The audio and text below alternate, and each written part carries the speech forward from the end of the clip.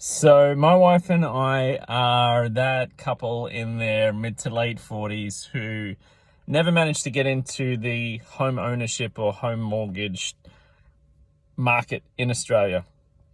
And I know we're not alone. We have friends in the same boat, married, single, otherwise, with young adult children who are in a housing market that has exploded, that is unaffordable, and it doesn't matter how many reports the news and ABC, everybody does, and how many 21-year-olds complain they can't afford it. I don't think there's going to be reform.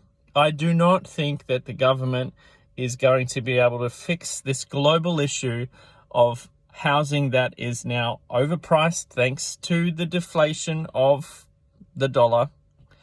They cannot change the cost of goods or change the hourly rate that builders now demand for their houses. We cannot.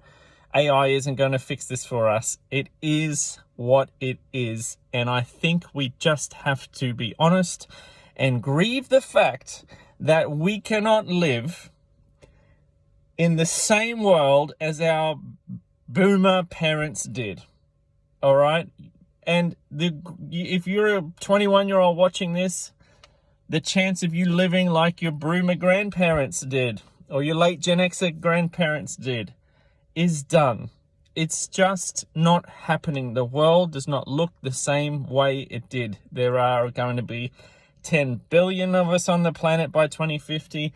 We have ecological things to consider. We have a different economy. We have different technology. It is not the same world. So I think we need to get rid of boomer brain and put on some new quote unquote thinking caps, cringe to say that, and actually begin to ask ourselves some questions that are a little more psychological, ideological than they are economical or what I deserve. We have to be growing up and realizing that the system is correcting itself back to the way that it was and is in about 80% of the planet, where we live in multi-generational homes. We live in homes with parents, grandparents, children, because it is a better way of living. Now, in an individualistic culture where we've had our choice to live as I want to, self-actualized, whatever that means, in all these different ways. Sure, we have lived in a time and witnessed a time where you can do and go and live and maybe work wherever you please around the world, or at least in the country you've been in. I honestly think a lot of that is changing, and we must wake up and grieve if we need to, but start adjusting our expectations for the future. My wife and I have started changing our language around the home. It's not our home, even though we pay the majority of the rent. It's a share house.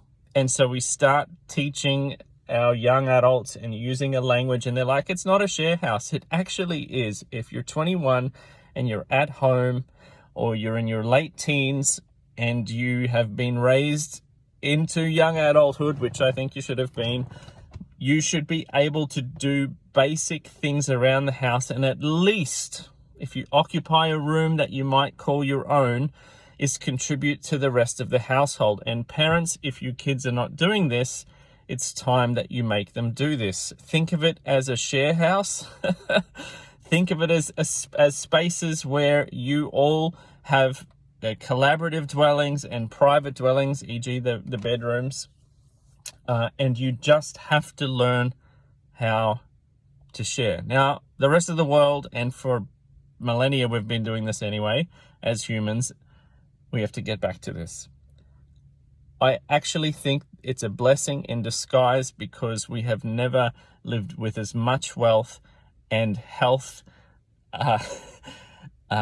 yet have been so depressed, disconnected, have mental health issues, which time and time again, research heads towards the necessity of us having good and strong relationships and connections. And I think they're available to us in our living environments. Yet, as long as we still demand our own space, our own place, our own, like, I know people who are in their 70s who are in 5-bedroom homes by themselves because they won't leave.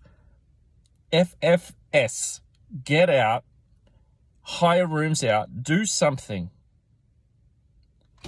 And they're lonely and depressed. Of course you are. You're not supposed to live like that. Anyway, strong rant over. I've written a book on what I think is going to be a contribution to the discussion that needs to be had. It's called Decenter Everything. And I think we need to decenter our consumption, a whole lot of things, and but start adopting a new kind of collective shared living in this new era that we find ourselves in, where we are living longer and healthier than we ever have before. Yeah, that's it. You can find it on Amazon, but would like to hear your contextual comments or thoughts on this. Peace.